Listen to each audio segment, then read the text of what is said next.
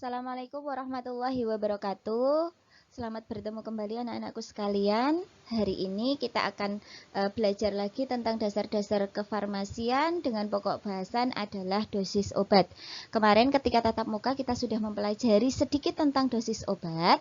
Nah, kali ini Bu Madu akan membahas kembali tentang dosis obat.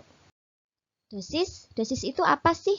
Dosis itu adalah suatu takaran yang bisa memberikan efek terapi atau memberikan efek kepada pasien.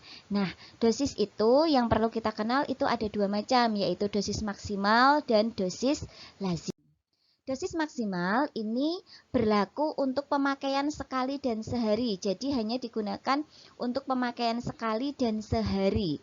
Kalau dosis lazim itu merupakan petunjuk yang tidak mengikat tetapi digunakan sebagai pedoman umum yang biasa atau umumnya digunakan. Kalau dosis maksimal ini harus kita hitung terlebih dahulu, bisa berdasarkan usia pasien, bisa berdasarkan berat badan pasien. Kalau dosis lazim, ini biasanya dosis yang biasanya diberikan. Misalnya paracetamol untuk dewasa itu biasanya diberikan 500 mg. Untuk anak-anak misalnya biasanya adalah 125 mg per 5 ml. Itu adalah dosis lazim. Nah, ditinjau dari dosis atau takaran yang dipakainya, dosis itu dibagi menjadi beberapa, yaitu dosis terapi. Yang pertama adalah dosis terapi. Dosis terapi itu apa? Dosis atau takaran yang diberikan dalam keadaan biasa dan dapat menyembuhkan si sakit. Jadi, kalau untuk dosis terapi ini adalah dosis yang menyembuhkan atau takaran yang menyembuhkan untuk pasien. Biasanya ini berbeda-beda ya kalau dosis terapi. Sama halnya dengan dosis maksimal.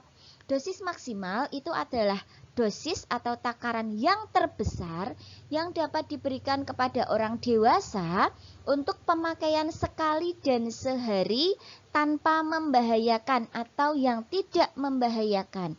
Untuk dosis maksimal ini biasanya kita hitung untuk obat-obat yang termasuk obat keras atau obat-obat yang memiliki indeks terapi sempit. Obat yang memiliki indeks terapi sempit itu yang seperti apa? Obat yang memiliki indeks terapi sempit itu adalah obat-obat yang ketika dipakainya itu melebihi sedikit dari takarannya, dia bisa membahayakan pasien. Itu namanya adalah obat yang indeks terapinya sempit. Yang ketiga adalah lethal dosis 50. Yaitu dosis atau takaran yang dapat menyebabkan kematian pada 50% hewan percobaan. Jadi LD50 ataupun LD100 atau disebut sebagai lethal dosis 50 atau lethal dosis 100 itu biasanya kita gunakan untuk percobaan. Ya, biasanya untuk uji-uji obat itu sebelum diedarkan. Jadi ada LD50 dan ada LD100. Kalau LD50 itu adalah takaran yang menyebabkan kematian pada 50% hewan percobaan. Tetapi kalau LD100 itu adalah menyebabkan kematian pada 100% hewan percobaan. Nah, cara perhitungan dosis maksimal itu ada beberapa cara. Yang pertama berdasarkan umur, seperti yang sudah kita bahas pada pertemuan kita pada waktu tatap muka, yaitu ada 3 macam. Yang pertama yaitu rumus Young. Ini biasanya digunakan pada anak yang usianya kurang dari 8 tahun. Rumusnya apa? Ya, rumusnya adalah N per N ditambah 12 dikali dosis maksimal dewasa, di mana N itu adalah usia atau umur pasien. Kemudian yang kedua adalah rumus Dilling. Rumus Dilling ini digunakan untuk usia 8 sampai 20 tahun. Nah, rumus Dilling ini rumusnya adalah N per 20 kali dosis maksimal dewasa, di mana N-nya adalah usia pasien. Dan yang ketiga yang berdasarkan umur adalah rumus Fried, yaitu rumusnya N per 24 dikalikan dosis maksimal untuk dewasa, di mana N-nya di sini kalau untuk rumus Fried ini adalah umur bayi dalam bulan di bawah 1 tahun. Jadi untuk pasiennya ini adalah bayi, rumusnya kita menggunakan rumus Fried. Rumusnya adalah N per 24 dikalikan dosis maksimal dewasa. Jadi tidak bisa kalau bayi itu kita samakan dengan pemakaian atau dosis untuk anak-anak di bawah 8 tahun. Jadi jangan salah memberikan obat kepada anak bayi ya. Misalnya kalau bayi panas atau misalnya bayi kena batuk pilek, itu biasanya akan langsung diberikan antibiotik atau apapun itu. Biasanya kan langsung dosisnya dibuat hampir sama dengan yang dewasa, padahal itu sebenarnya tidak boleh. Jadi hati-hati ya kalau untuk anak bayi. Kalau memang benar-benar tidak tahu, misalnya dalam pelayanan, lebih baik ditanyakan ke yang lebih tahu. Jangan langsung diberikan dosis yang sembarangan kalau untuk yang bayi. Nah, untuk yang kedua, kita bisa menghitung dosis maksimal dalam resep itu berdasarkan berat badannya. Nah, kalau berdasarkan berat badan itu ada 2 macam, yaitu menggunakan rumus Clark atau menggunakan Termich. Kalau Clark itu dari Amerika, kalau Termich itu dari Jerman.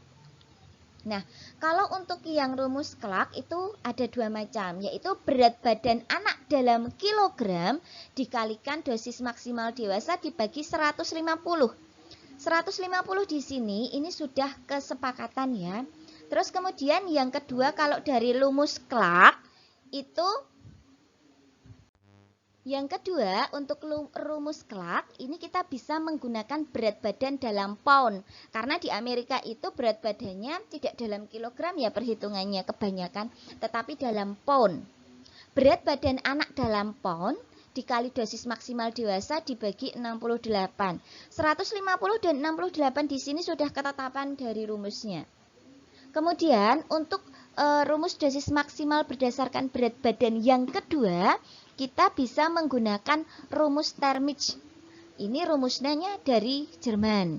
Caranya adalah berat badan anak dalam kilogram dikali dosis maksimal dewasa dibagi 70. Kalau yang dari Jerman dalam kilogram dibagi 70. Ini boleh kita gunakan rumusnya, boleh pakai yang mana saja. Nah, selain dosis maksimal yang biasa, ada juga dosis maksimal gabungan. Bila dalam suatu resep terdapat lebih dari satu macam obat yang memiliki kerja bersamaan atau searah, maka harus dibuat dosis maksimal gabungan. Dosis maksimal gabungan ini dinyatakan jika pemakaian 1 kali zat A ditambah pemakaian 1 kali zat B itu hasilnya kurang dari 100%. Itu baru boleh dipakai. Tetapi kalau pemakaian 1 kali zat A ditambah pemakaian 1 kali zat B itu hasilnya lebih dari 100%, maka obat ini dalam resep tidak boleh digunakan. Kita harus melakukan penurunan dosis terlebih dahulu. Tetapi penurunan dosis ini sudah tugasnya dari AA dan apoteker. Jadi kalian nanti cukup tahu saja kalau misalnya lebih dari itu harus dilakukan penurunan dosis.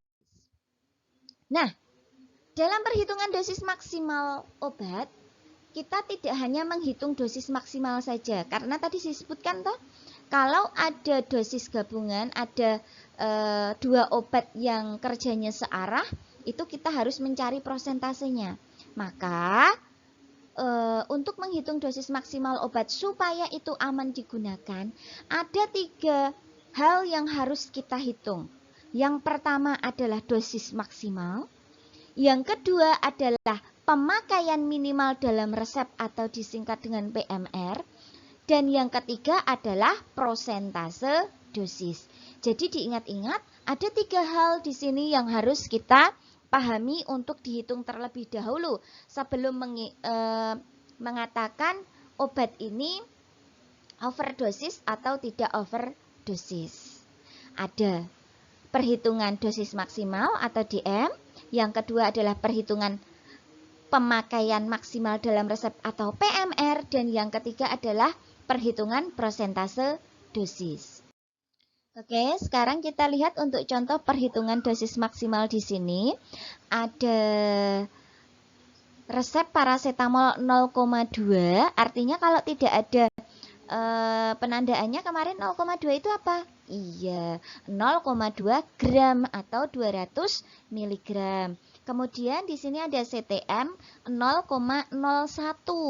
0,001 itu berarti adalah 1 miligram atau berapa? 0,001 gram karena tidak ada tanda G atau GR-nya. Kemudian di sini ada tulisan MF Pulv DTD nomor 10. MF Pulv itu artinya adalah MF Miskevac Pulveres DTD datalis dosis nomor 10. MF Miskevac artinya adalah campur dan buatlah. Pulveres berarti serbuk terbagi. DTD atau datalis dosis adalah sebanyak dosis tersebut nomor 10 sejumlah 10. STDD P1 Signa Terdedie Pulverem Unam. Tandai 3 kali sehari 1 bungkus untuk Yuni usia 6 tahun. Nah, untuk resep ini yang ada dosisnya siapa? Yang ada dosisnya itu yang bisa kita hitung adalah CTM. Bisa dilihat di mana? Di Farmakope Indonesia edisi ketiga. Kita lihat CTM itu DM-nya berapa. Nah, kalau sudah ketemu CTM itu di Farmakope Indonesia edisi ketiga, kalian bisa lihat DM-nya adalah strep 40 mg. Strep itu artinya apa? Sekali pemakaiannya itu tidak ada DM-nya, tetapi dalam sehari pemakaiannya itu dia ada DM-nya, yaitu 40 mg. Nah, kita lihat penjelasannya. Dalam resep di atas, pasien atau Yuni berusia di bawah 8 tahun. Untuk itu, dosis maksimal yang ada di Farmakope Indonesia edisi ketiga itu harus dikonversikan sesuai dengan usianya, yaitu 6 tahun. Kemudian untuk pemakaian sekali maupun sehari dalam resep itu dibandingkan dengan DM hasil konversi. Jika hasilnya itu lebih besar, maka harus diturunkan dosisnya. Tetapi kalau hasilnya itu lebih kecil dari DM, berarti resep ini boleh kita layani, artinya tidak overdosis. Kalau lebih besar, artinya tadi overdosis atau OD. Nah, ini adalah cara perhitungannya secara matematis, di mana tadi DM CTM dalam Farmakope Indonesia edisi ketiga tadi berapa? 40 mg per hari. Usia Yuni berapa? 6 tahun. Berarti kita menggunakan rumus yang N per N plus 12 kalikan dosis maksimal. Di mana N itu adalah usia dari Yuni, 6 tahun. Berarti 6 per 6 ditambah 12 dikalikan 40 mg. Ketemunya adalah 13,33 mg. PMR-nya untuk satu kali pakainya itu adalah 1 mg. Seperti yang tadi kita lihat di dalam resep. Satu kali pakainya untuk CTM itu adalah 1 mg. Untuk seharinya tadi dijelaskan terdedie berarti 3 kali sehari, berarti 3 kali 1 mg berapa? 3 mg. Lebih besar atau lebih kecil dari 13,3? 3. Lebih kecil dari 13,33 mg. Berarti DM-nya sesuai atau berarti dia tidak overdosis atau TOD. Kesimpulannya, dari perhitungan di atas, pemakaian dalam resep lebih kecil dari DM, sehingga resep. Oke, sekian dulu yang bisa Ibu jelaskan. Ada kurang dan lebihnya mohon maaf. Nanti misalnya ada yang masih belum jelas, ada yang masih perlu ditanyakan, nanti boleh ditanyakan langsung ke saya. Atau ketika nanti kita tatap muka, kita bisa bahas lebih lanjut. Terima kasih. Wassalamualaikum warahmatullahi wabarakatuh.